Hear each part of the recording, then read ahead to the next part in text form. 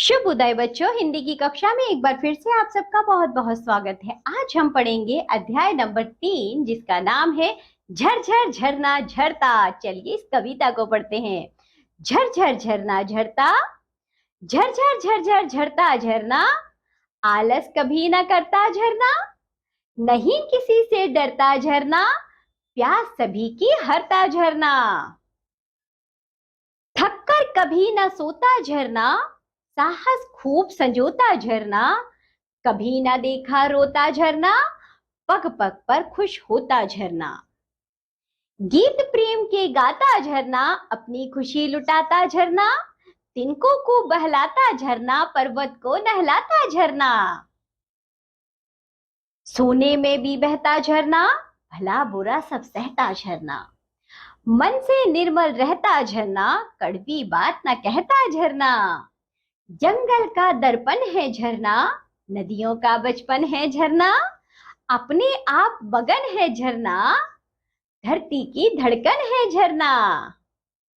तो चलिए बच्चों देखिए, ये जो झरना है ये बच्चों नदी नालों ये जो झरना है बच्चों ये नदी और तालाबों से अलग होता है। ये बच्चों पहाड़ों से बहता है, जैसा कि आप इस चित्र में भी देख पा रहे हैं। झरझर झरझर झरता झरना, आलस कभी ना करता झरना। जो झरना होता है बच्चों वह लगातार बहता रहता है, वह कभी भी आलस नहीं करता है, नहीं किसी से डरता। साथ ही बच्चों प्यास सभी की हरता झरना, झरने का पानी पीने योग्य होता है, वह कभी भी आलस नहीं करता है और झरना किसी से नहीं डरता है, बहता रहता है और सभी की प्यास को बुझाता है।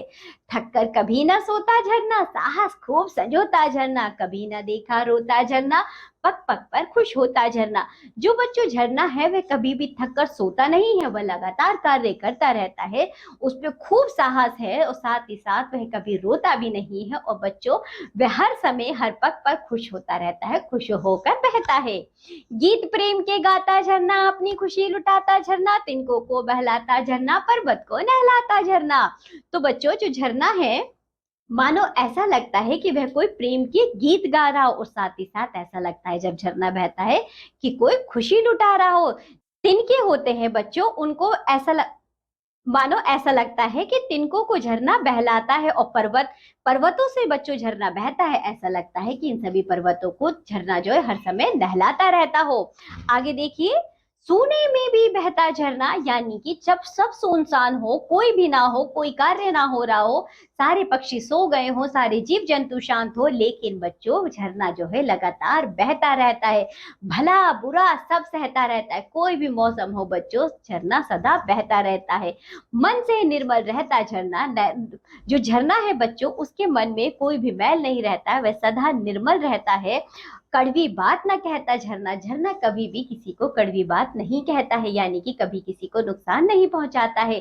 जंगल का दर्पण है झरना, जंगल का बच्चों सौंदर्य है झरना। झरना जो है जंगल का क्या है, दर्पण है, आईना है, यानी कि शीशा है।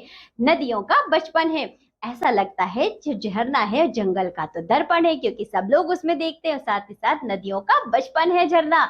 जैसे बच्चों नब नदी छोटी होती है तो किस तरह वो इठलाकर बहती रहती है, इसी तरह सभी नदियां झरने को देखकर कहती है अरे ये तो हमारा बचपन है। अपने आप मगन है झरना, झरना सदा बहता रहता है और अपने आप में मगन रहता है। धरती की धड़कन है झरना, ऐसा लगता है इस पर्वत की, इस धरती की जो धड़कन है वह झरना है।